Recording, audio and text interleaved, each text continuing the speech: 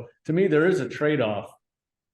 If you try to predetermine your church, you will probably architect something safe and boring, versus the things that God would have you uncover are going to just like blow your mind.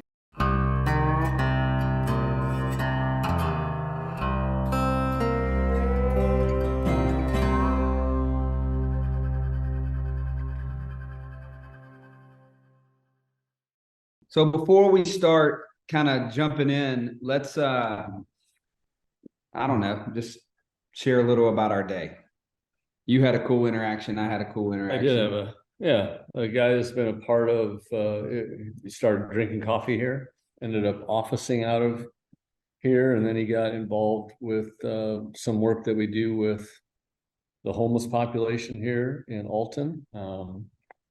Actually was a part of a funeral for one of our dear ones that passed this last year, and this guy just shared his testimony about how he just feels like he's got a gift to be able to speak to people that other people don't have, and he's really talking about like his ability to relate with folks in pretty deep mental illness. So anyway, today we've been trying to get together, but he said, I actually told him I had 20 minutes, and he basically said, I came to faith, and it was back in the late 70s. And he said, from that point on, I had no idea what to do with it, because I just couldn't do the church or Christians or Christianity.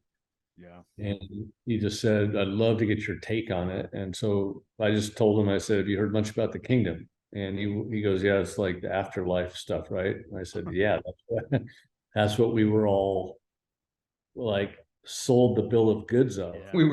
We were duped. And I shared a couple teachings of Jesus about the kingdom, and he just goes, where's that been my whole life? And I'm like, yeah, I was a pastor, and somebody told me about it too. It took me into my late 20s, early 30s to figure that out. So anyway, it was just cool that people approach us to want to talk about these things. We feel like it's an honored gift that you had. The same time I'm doing that, you're apparently same time. Yeah. Yesterday too, I want to like lead in. We had this group of friends come in from Kansas City, and we were just talking about kind of all the little bullet points of the life of Jesus and what we're trying to do and who we are and our philosophy of church and kingdom and all that stuff. But discipleship came up, and that's always a hot topic because I think it's such a vague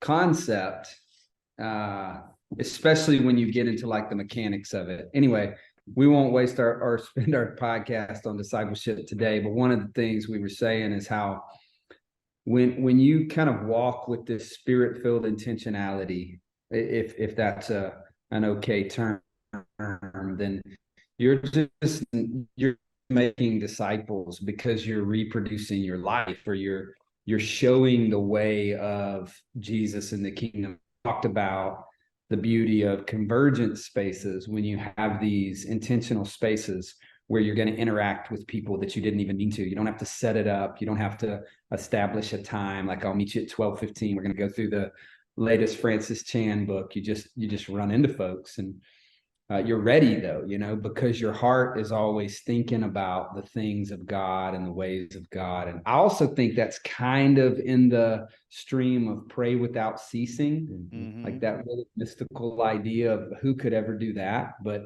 then when you live in this rhythm, you realize, oh, maybe this is sort of what that the writer, I think Paul said that meant. I remember some guy said prayers like awareness. So it makes sense of prayers and awareness, then you can be aware all the time of maybe what God's doing. So yeah, when I was setting up for this little talk we're having together, I initially was setting us up in our roaster room, our coffee roaster room, and where we cup and roast and prep and all that stuff. And then one of our guys who we love a lot, shout out to Rory. He walks in. He's Rory's starting a pizza restaurant right now called Louie's Pizza. By the way, Rory is the very first person I met when we moved to Alton. Yeah. Probably that's probably a lot of people's story. Like, I remember thinking this cat is going to be in my life and I'm going to be in his for a long time. So it's cool that he's now making pizza. He's making pizza. He's kind of like He's the best bartender. He's like we have a in the whole town city. bartender. It totally Yeah. is. So he knows everybody, and he just kind of inquires. He says, well, what are y'all? I said, I'm going to go do this in another room. Since you're setting up, you're going to be working. It'll be noisy. And he said, what are y'all doing? And I told him a little bit about brave cities. And he said, well, what are y'all talking about today? And I said, well, we've been wrestling through this idea of like as missionaries, or as, let's go something cooler, like kingdom innovators. We're archaeologists over architects. And then I said, and he kind of looked at me sideways, what does that mean? And I said, well, I think the kingdom's always been here. I think it was here before the fall. If you even think about like the story of Eden, however you interpret that, it's interesting how geographical references that we have now were referenced in Eden, like rivers like the Tigris and Euphrates. So it's like this place that's here now, but it's covered up. And the way I framed it to him is I said, it's like it's covered up in vines and the rubble of injustice and of separation, of what we would call Babylon a lot. And our role or our goal or our desire as missionaries is to be archaeologists that kind of uncover that ancient city, the kingdom that exists within all our cities. And it was just cool, man. His eyes real wide, and he's just like, man, I want to hear more about this. Send me the podcast link when you're done. So I guess two thoughts there is, one, you just cannot quantify how much or maybe how many opportunities there are to just give a quick testimony of good things that God's doing in your city, in your places, in your life, when you have these convergence spaces, when you're doing life together. But two, I think you'd be hard pressed to find anyone, even the most staunch skeptic or opposer of the kind of biblical story, to share with them this idea of the kingdom and them to be turned off by it. It's just it's an enthralling idea. It's here, man. Like, we just get to uncover it. We don't build it. We use that terminology a lot because it's kind of embedded in our DNA and in our how we articulate what we're doing, because we do build spaces. We build coffee shops, we build houses, we build, neighborhoods, but I don't really think we build the kingdom. And I don't think you can find anything that tells us that we build the kingdom. I think we more uncover it. I think we carefully scrape away and chip away evil, oppression, injustice, Babylon, and through that we reveal the kingdom. And that's an exciting. Why you say we are, like, kingdom work is literally archaeology, not architecture. Yeah, I love that archaeology and architecture piece, and I was excited to kind of dig into that today. I love the like just today interactions you guys have already had. It's cool to think about the like, I don't know, just the way that that's already just like, you're already kind of in the dialogue, that we're just jumping right in. We did talk, I don't know, a few conversations back. I think we called the episode, you can't build the kingdom, but you have to build something. And I was, as you were just saying, like, we don't build the kingdom, but we build these spaces, we build these tables. I actually was, as I thought about archaeology and architecture, I like this because it's like, there is an idea of discovery, the archaeology, the pulling back of the vines, the rubble, to find, like you said, that ancient city.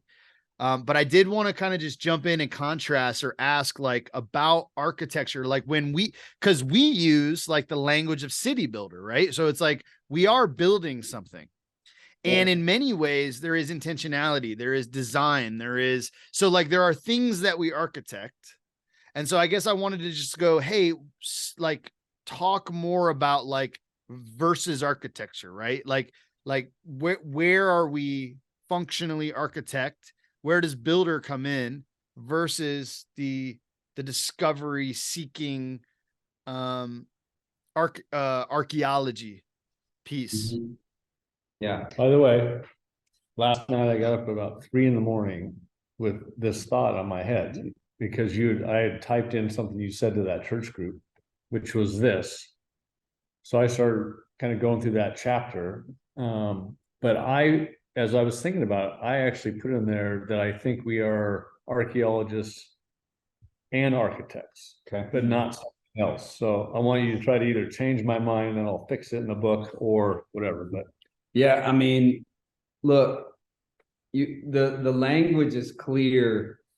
I don't know exactly the reference. I think it's like somewhere in Corinthians, but I, like a skilled master builder, am laying a foundation, which is Christ Jesus. I mean, Paul calls himself a builder. So a lot of times when we use language, like even when we're teaching our kids language, we'll teach them things in contrast in a specific context, right? Does that make sense? So like in this context, what I'm trying to push against, which, by the way, all of this is experimentation. All of this is a drop of a new chemical in a beaker to see what comes out. So that's what we're doing. That's why we call this gray I haven't pages. heard the word beaker for a while. let's what should I have said there? Oh, that's great. I think it's great. A petri dish.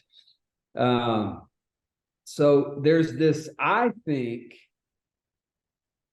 slightly like empire kind of colonizer. I don't know if that's the best term to identify it with, but this like power idea of I'm going there to build the kingdom.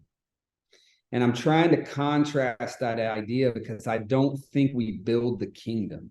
So in this context, I'm saying we are archaeologists, not architects. Yep. But I do think we build, and I do think we lay foundations. I do think that we architect ideas, we architect literal physical spaces. Yep. We architect culture, but the kingdom of heaven is here. I think it's always been here.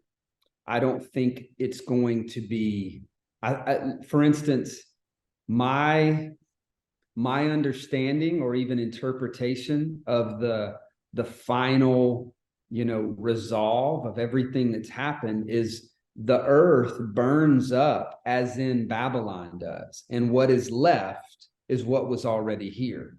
The holy city, New Jerusalem, the heavenly kingdom, the garden, all that good stuff. So what we're doing now is we're kind of, there's a famous quote, actually there's two, but I'll use the long form one. There's a famous quote by the artist Michelangelo where they're asking about his sculpture work. And he says, I might have shared this on an earlier podcast, but he says in all blocks of stone, there is the sculpture there. It is our job as the artist to chip away at the rock. Yep. So same visual. In every city, in every Babylonian city, the kingdom of heaven is there. It's our job as the artist to chip away at evil, to chip away at injustice, even to chip away at the small things like subtle division, like comparison, like competition, meaning for those who aren't following like the thread of this whole podcast, I don't mean competition as in we're going bowling and I'm trying to beat you. I mean, spiritual competition, like I out discipled you. We saved more souls than you did. I'm clearly more humble than you. Yeah. So those subtle tenets, those subtle kind of death rags of Babylon that hang on to us, the artist is chipping away at those to reveal the kingdom. So I do think that we're architects. But I'm saying sort of as a memorable alliteration and also as a conviction in the context Yep. of kingdom revelation. We're archaeologists, not architects. That's So kind of let me tell you what comes to mind. Because one of the things that we build that we talk a lot about is tables, right? We build tables, we set tables, and how you build tables and how you set tables and where you set tables, that all really matters, right? You use the language of convergence spaces as like an expression of these tables. And what came to mind, and just because it rhymes with convergence maybe, but like there's this emergence, like you set tables for something that emerges, right? So I joked about being humble, but humility is something like this. I think that emerges. Like you don't get humble by pursuing humility, right? There's some things that justice seems like this, like it isn't by a direct pursuit that these things emerge because of the way that the conditions are laid out or that the table is set. And so at some level, it's like you discover the kingdom, but it's emerging. It's like if you set the table, like I always think of the founder of the Catholic Worker, one of the founders of the Catholic Worker, Peter Morin. He said, we're trying to make a world where it's easier to be good. And I would say we're trying to set the table in a way that it's easier to be good. And we've actually done this with folks that we work with, where it's like, yeah, if you actually put a tablecloth in a centerpiece, people act differently at that table. It's actually easier for them to say like, please and thank you at a table that is decorated well, rather than plastic and fluorescent lights. And something emerges, love emerges, justice emerges. And I would say like kingdom emerges. So like, I don't know, so I thought it'd be a cool like play on words, like at convergent spaces, they actually could almost also be called emergent spaces. Like that there is something that you're trying to set the table to allow for magic, right? How does that land? How does that sound to you? I love it. Just go with it. You have any thoughts on that? so yeah, so Oh, many. by the way, really quick, before you Don't be quick. Take your time. No, because I still am trying to figure out the artist and archaeologist. We get what those would mean. I also think related to the conversation we were having with that church, when you were talking about not being architects, I think the context of that was the idea that people sit around and try to figure out how to do church. Yep. So it's like you were basically saying it's because you were saying we still need to be builders. Yeah. But we don't need to be these guys that actually draft it out on paper and then look at it and go, oh, that should be the church for sure. So I do think in that sense, Taylor's absolutely right. The days of trying to pre-figure out, hey, I guess we'll do a bunch of micro churches and that'll be church, or we'll do a hybrid. We're going to architect to where we can keep the big thing and then all these little things in harmony. I think he's absolutely right. We can't architect that anymore. So we just start building. So anyway, that was no, that's really good. And actually, and I don't know if I've said this on the show before, but something I've thought a lot about. So I used to do, back in the day, I had this little leadership group that I got together, and we would just do we would reflect on heroes of faith, basically. So, we're talking about Mama T, we're talking about Dietrich Bonhoeffer. Like a night would be dedicated to looking at a life lived kind of in the way of Jesus. And it was super good and fruitful, whatever to do. And people really loved it because they got introduced to people they hadn't heard of or nuanced stories they thought they knew. But one of the things that I remember saying in that was like, the reason we're doing this is that you can't actually prescribe what a Christian life looks like.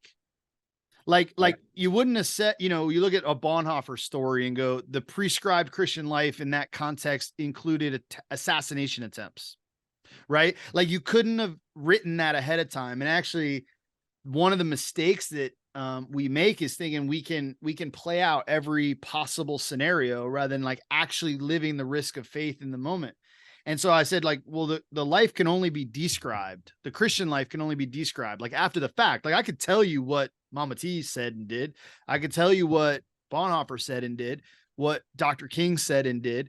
And we can draw out lessons from those. We could tell stories of brave cities, but we can't prescribe the blueprint necessarily. You can go, well, there's some things that you'll find there. There's some things that you'll do there.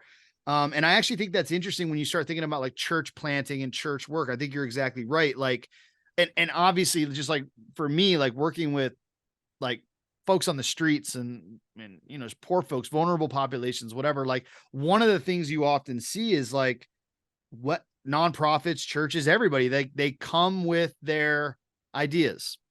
Here's what you need. Here's what'll fix this. Here's what'll, and actually in some way, like further entrench people in their poverty by not allowing them to be the ones that define their own reality and their own hoped for outcomes. Like at some level, and even like we talked about, I think with Joel was like just showing up and listening and saying like, we're just here. We just move in. And then the neighbors tell you like, or experience tells you like, there's no coffee here.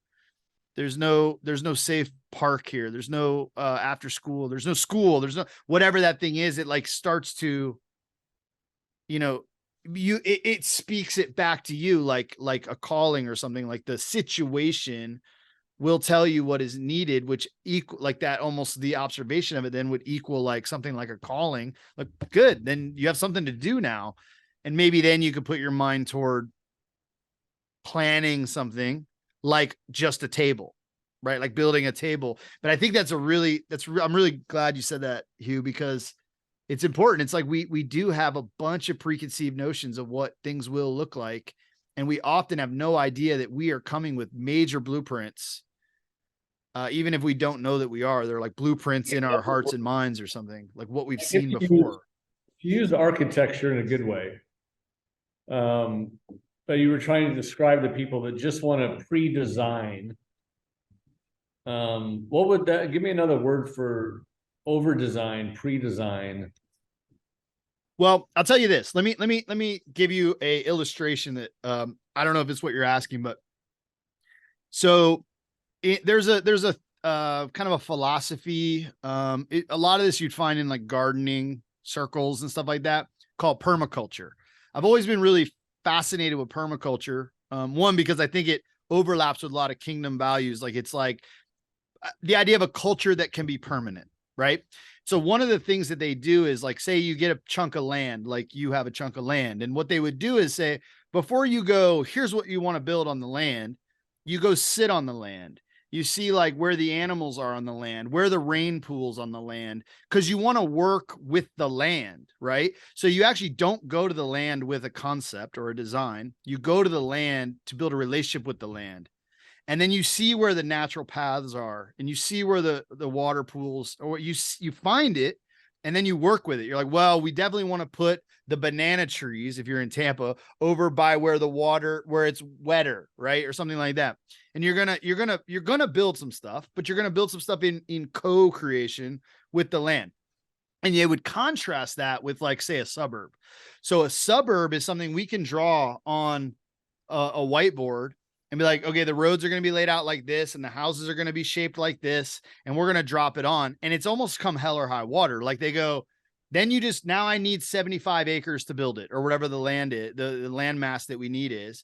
You buy it, and then you raise it. You go, okay, get rid of the hills, get rid of the valleys, flatten it all out, and drop our plan on it.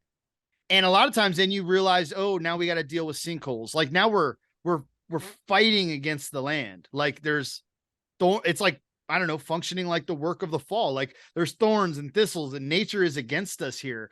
And I don't know what you call that, but that is what I think you're asking about, is like that thing where you come regardless of the landscape. That's called colonization. Even I would even call it maybe like micro colonization. And I think that's at the expense of sounding,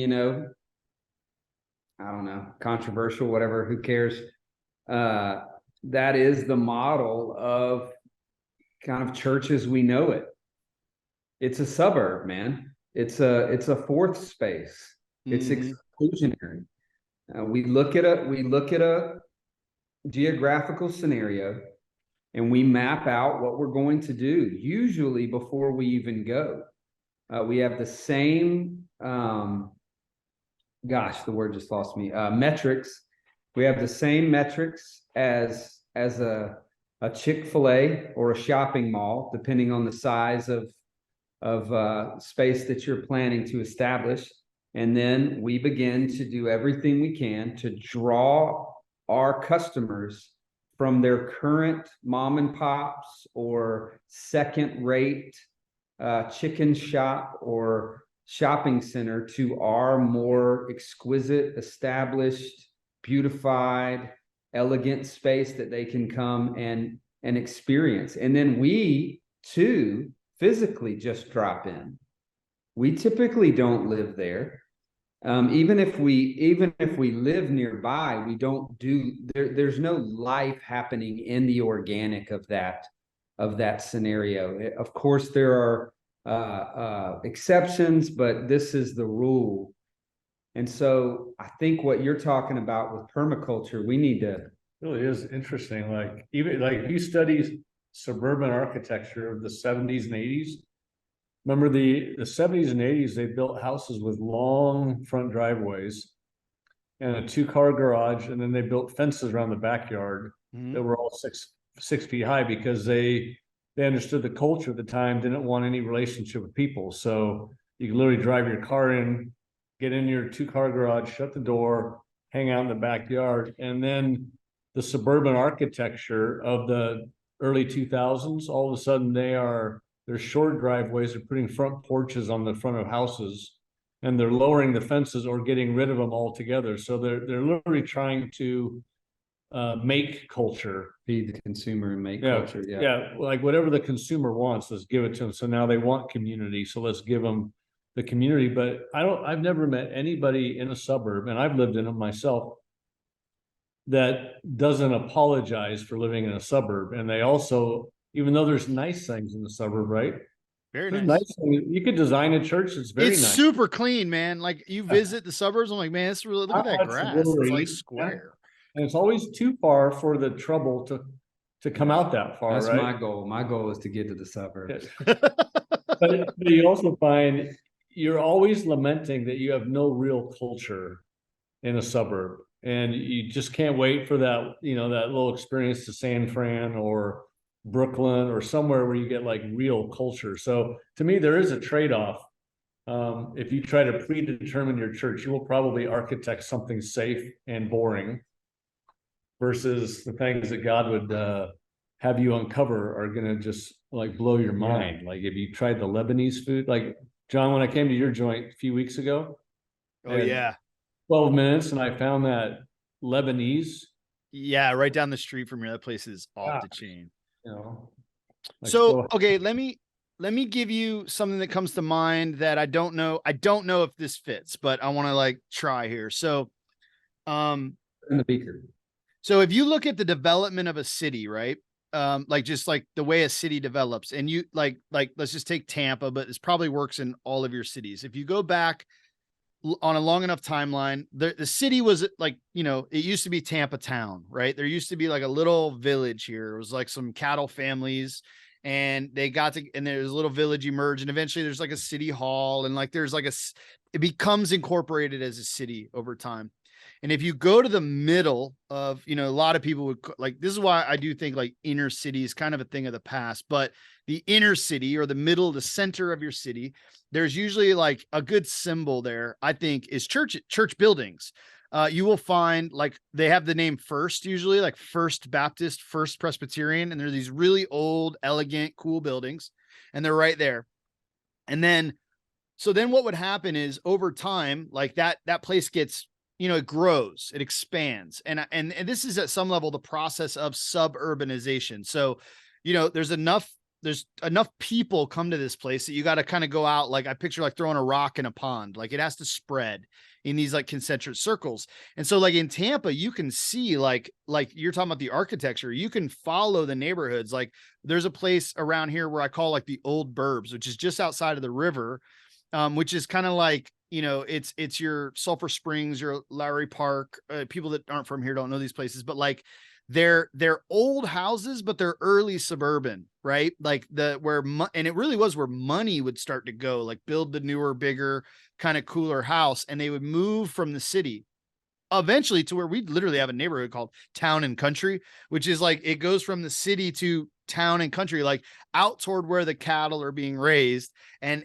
this, like, we move further and further from the city center in the process of suburbanization. And as money moves away from the middle usually fills with, this is the phenomena of what was called inner cities. Poor Black and brown communities typically will move into those old houses that are now, money is vacating from those things. But what made me think of this is you were saying, like, yeah, but now they're building for, like, people want community. And I just wondered, like, okay, well, I actually think it's worth bringing this up, is to say, well, that's actually how the process of gentrification begins to happen, where now inner city is a thing of the past. Because what happens is, once our neighborhoods turned 100 years old and became historic, now they're the cute old bungalows, and that's where the cool coffee shops are getting built. And so you have, like, money coming back into the city because we want the front porches, and we want the culture, and we want the Vietnamese, and we want Vietnamese food and the cool, like, trendy area down here. And it actually displaces a lot of the poor folks that are here, that end up getting pushed out toward the margins of those areas, which is like what we're experiencing here in Tampa. Even how I've had now, like, even our bike shop is now just outside of city limits in the, like, first block of what is the county, because that's where our people mostly exist now, is outside of the city limits. And I do think, like, the churches, and I mean, when I mean the church, I mean, like, the building of buildings that are called churches is what I'm talking about at this point, like back to the First Presbyterian, First Baptist. But then they're building these, like, massive places, like in the suburbs, like almost ahead of people now, like going out to where, like, we'll just put it in the middle of the cow fields because they have cars, but also they're building into this space. But then they're also making this, like, migration back into the city. And I've said enough I see you guys nodding. I want to just, like, invite you to muse on this kind of phenomenon as you think about what we're building, the church, the kingdom, like, what's happening. Got it. We got it. I know this is it. You just, I got nothing. You guys yeah. So can't wait for him to talk. we've been wrestling through, like, archaeology, architecture. The answer to this dilemma is that there's an order. And that's where I think the struggle in my mind has been, is we have been trained, or we have been conditioned to come in as these life-saving architects. So I've been saying we're archaeologists, not architects. I think that's wrong. I think we're archaeologists and then architects. So what just came to my mind when you were talking, I'll just read it and blow y'all's mind like mine has been. So I'm going to read the whole thing. And you know it all too well, but this lands the plane for us. The Spirit of the Sovereign Lord is on me, because the Lord has anointed me to proclaim good news to the poor. Even as I'm reading, like, I would say, try to check out the order of what's happening here. So he's anointed me to proclaim good news to the poor. He sent me to bind up the brokenhearted, to proclaim freedom for the captives and release from darkness for the prisoners, to proclaim the year of the Lord's favor. And just that one phrase, John, I feel like you could muse on that for quite a while, to proclaim the year of the Lord's favor and what that really means. And the day of vengeance of our God, to comfort all who mourn and provide for those who grieve in Zion, to bestow on them a crown of beauty instead of ashes, the oil of joy instead of mourning, and a garment of praise instead of a spirit of despair. Here it comes. They will be called oaks of righteousness, a planting of the Lord for the display of his splendor. They will rebuild the ancient ruins and restore the places long devastated. They will renew the cities that have been devastated for generations. Man, that's wild. So, like, I'm tripping out over this, I guess, this thought of permaculture, archaeology, presence, Luke 10, like peace, healing, and then casting out of demons. Like, we come in as archaeologists. We come in as observers, as, I don't know, scientists, as artists, and we just proclaim good news to the poor, which, of course, we all agree is not coming in and saying, hey, poor people, you're going to burn in hell unless you pray this prayer. It's actual good news. It's to bind up the brokenhearted. This is a long period of archaeology that we're doing right now. We're slowly, think about the care of recovering ancient ruins. Before you rebuild them, you got to recover them.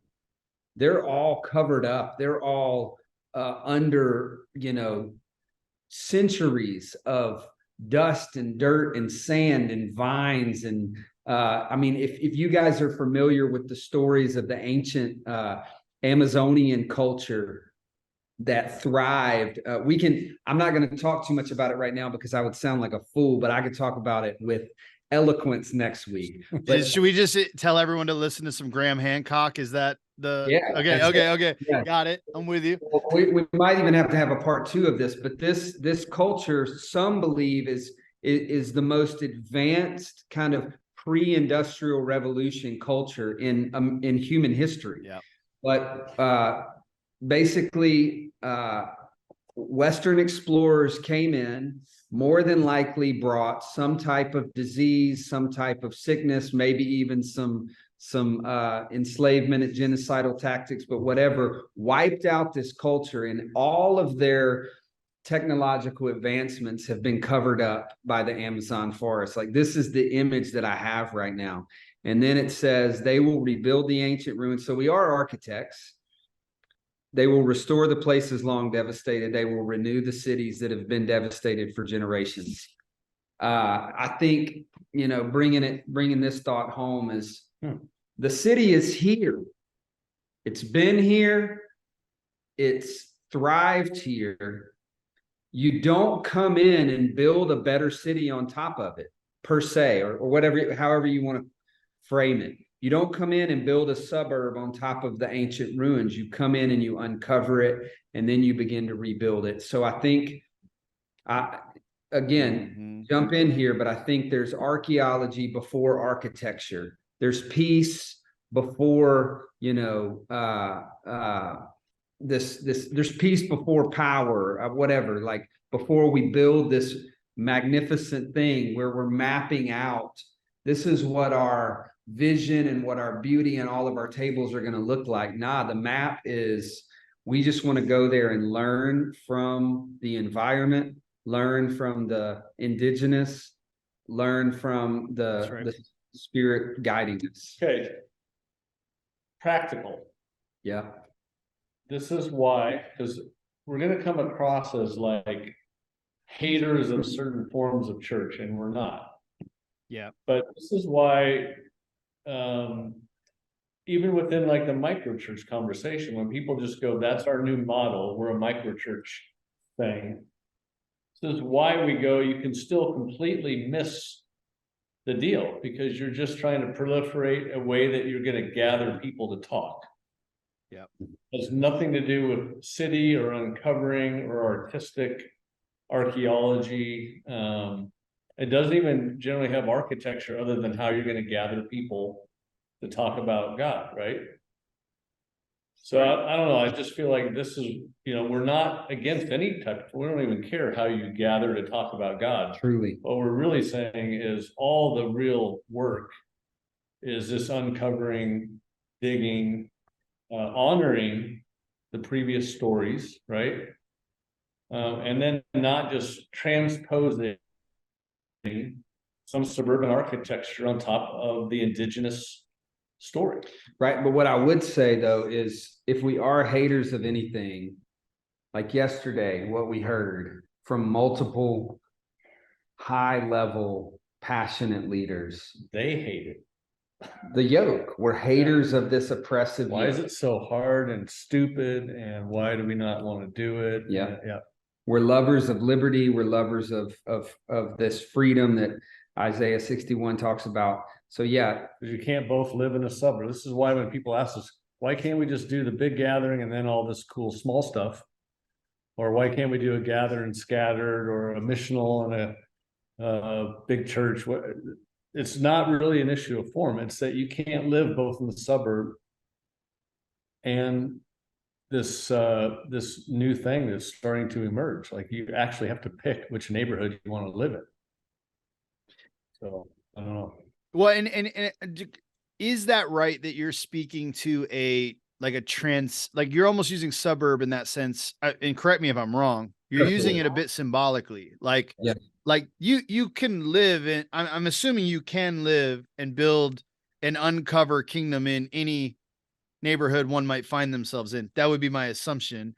But that you're saying like, no, but it is worth saying that it's very, very difficult, but keep going. Because, and That's here's why right. I say this, because the suburb is designed to separate us from pain. Yeah, That's right. It's protection. It's Mhm. From the pain of the city, I guess. yeah, it's everything's right there. There's no work to get anything. It's all right there on the one road, or all your chain deals, box restaurants. Okay.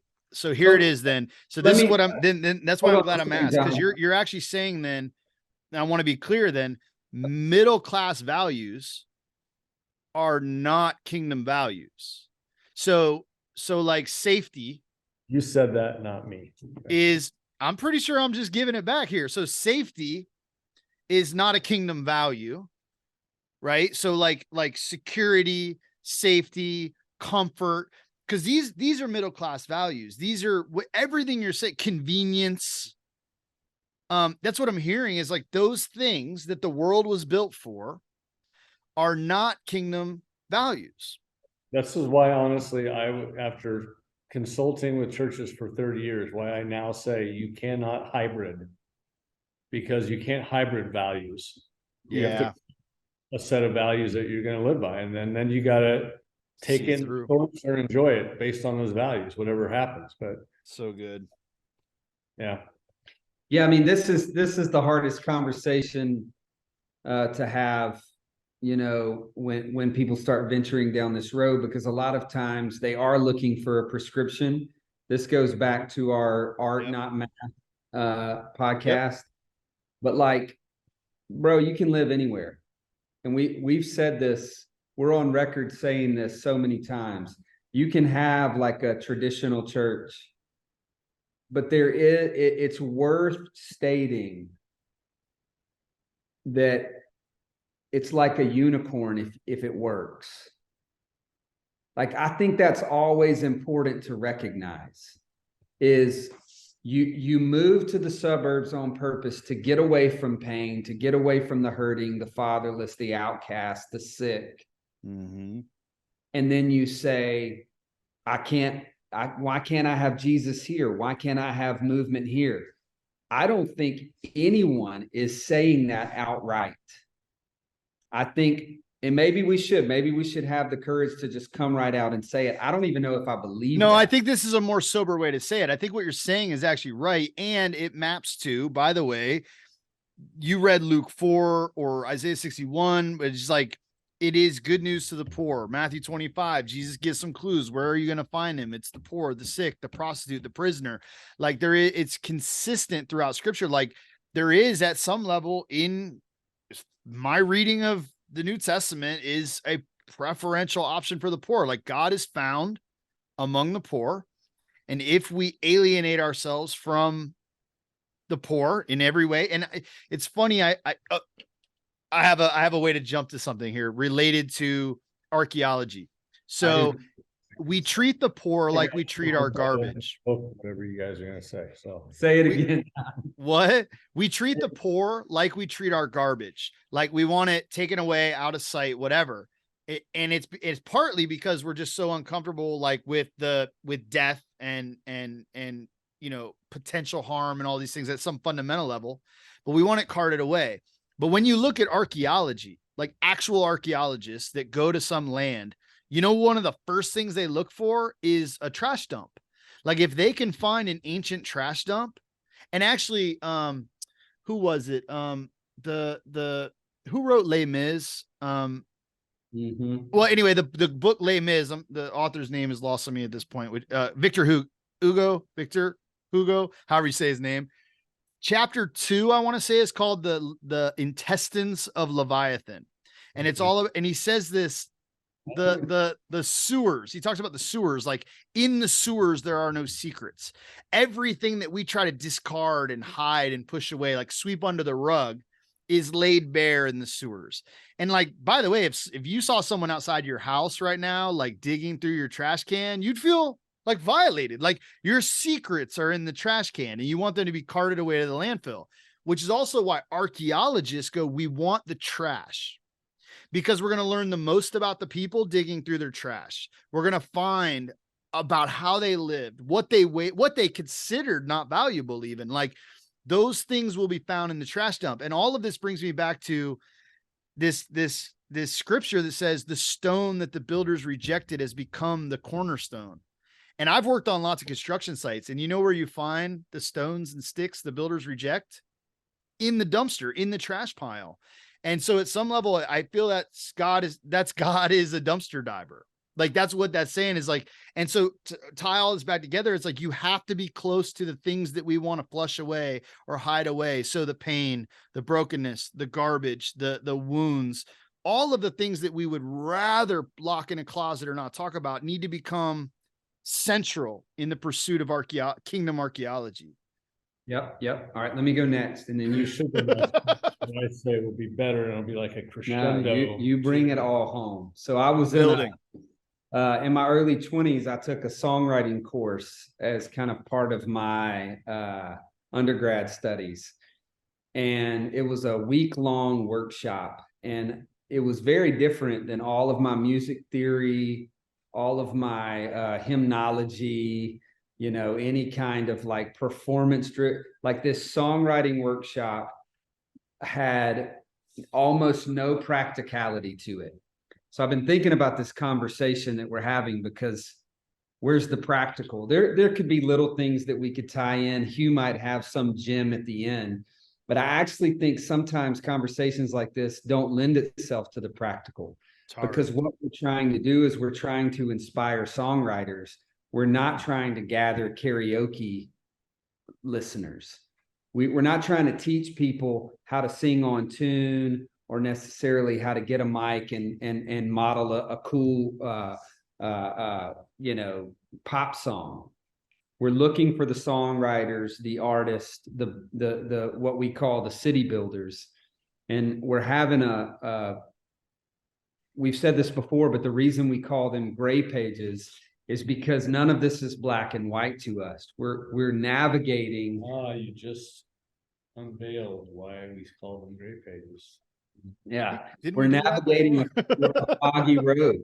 So we're saying things that we're hoping the artists will be ignited and inspired by, and then go and write new songs in new cities and work in that way. So I do think it's okay sometimes when we have these conversations and it doesn't lend itself to a lot of practicality. It's more of, let's rework some of our thought. Let's rework some of our paradigm. Real quick, one of the things that I think is very practical though in the musical realm is a tuning fork. And I do think at some level these conversations, I hope, whether they may not lend themselves to like, oh, I know A, B, and C, there's like a heart song there's a tuning fork component to this. Great. Yeah. Okay, so I won't try to be practical, but we'll try to be a little bit personal about this. Good. I think the conversation, if anybody's listening, it more hits us personally, like what the heck have I been trying to overbuild or over architect or whatever it is.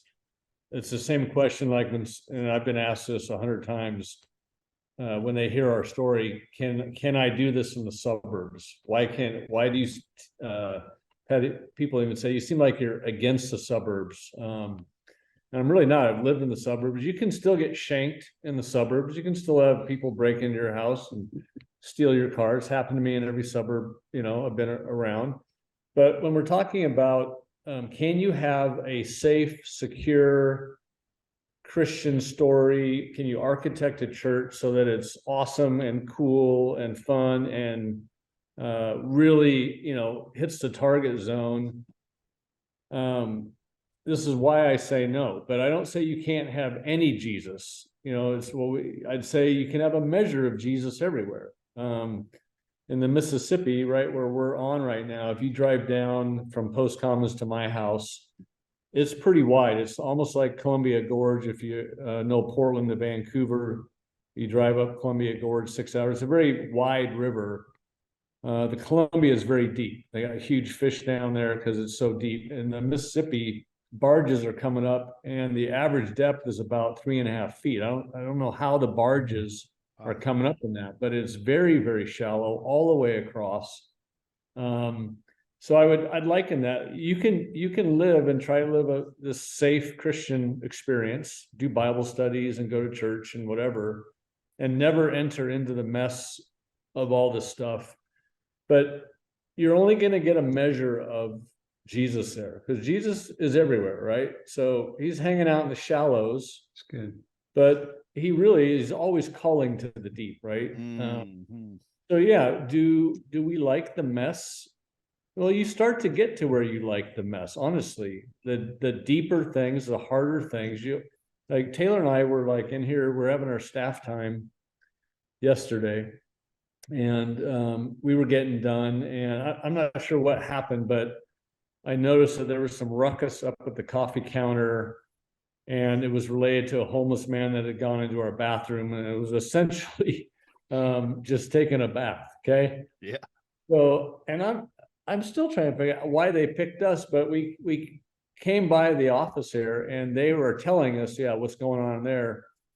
And Taylor and I we ended up going and taking care of it. We have all these staff hanging around, but there wasn't like a conversation, like whose turn is it, whatever. It's just Taylor and I went in there and blue gloved it, and picked up his underwear, and all the accoutrements and whatever. We didn't have a working mop in the business. We got to work on that. But we're basically, with towels and bleach, just trying to.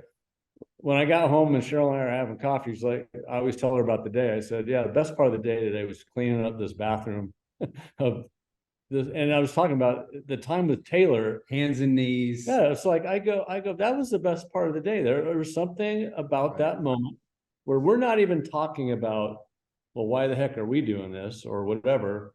And we were late to speak to this church that had come to visit with us. So we took an extra 15 minutes. Forgive me if I smell a little like doo-doo. But I just thought that was, to me, I get to go deep in that moment. And I go, that's the best part of my day, as I got to serve with a brother without any fanfare, without whatever. And then we get to walk out and talk as authors and trainers, and they come a little bit maybe thinking we're more than we are because they read some books or whatever. But the moment in the bathroom was the authentic moment. It was deep, it was messy, and it stunk. And I just go, you can have a measure in the shallows, but this is why we will say you can't just hybrid. You do have to, at some point, decide if you want to go deeper or just stay there ankle deep. So I love it. To me, that's the personal opportunity. I think we got to have a part 2 of this. I mean, I have so many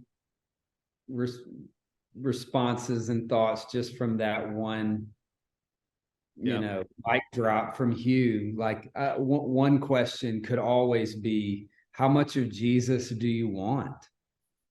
I think we said this yesterday to the folks we were with, but I think if you just want a small little measure, like a pint, You can get that. he'll give it and come get it. But I think the only part that is so difficult to navigate, especially in the prophetic, is when you can see such a desperation in the voice and the heart and the eyes of someone to want more of Jesus.